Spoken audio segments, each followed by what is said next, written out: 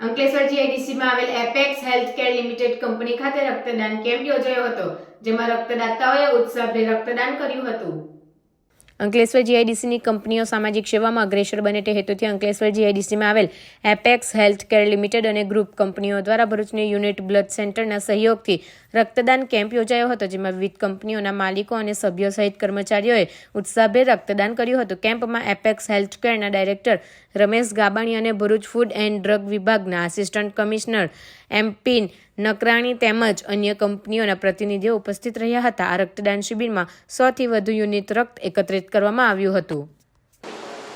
આજરોજ apex healthcare લિમિટેડમાં એફડીએના officer Shri નકરાણી સાહેબ, કળથિયા સાહેબ, પ્રજાપતિ સાહેબ આ બધાના આગ્રહને માન રાખીને બ્લડ કેમ્પનું આયોજન કર્યું છે.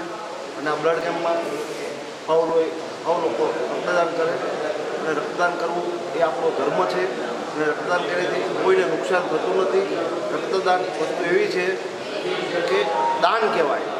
દાન કરવામાં કોઈથી કંઈ ઘટતું જ નથી. જેટલું દાન કરો એટલું વધશે. પરમાર્થથી કંઈ ઘટતું નથી. મૂળ પડતું એપેક્સ હેલ્થકેર, શેવરોન ફાર્મા તથા અમસલ ત્રણેય કંપનીઓ મળીને એક ભવ્ય બ્લડ ડોનેશન કેમ્પનું આયોજન કરેલ છે.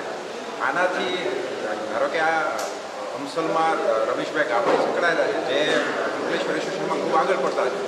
આથી અંકલેશ્વરની પાનોલીની બીજી કંપનીઓને પણ એક પ્રેરણા મળશે કે આપણે પણ આવું બ્લડ ડોનેશન કેમ્પનું આયોજન કરવું જોઈએ.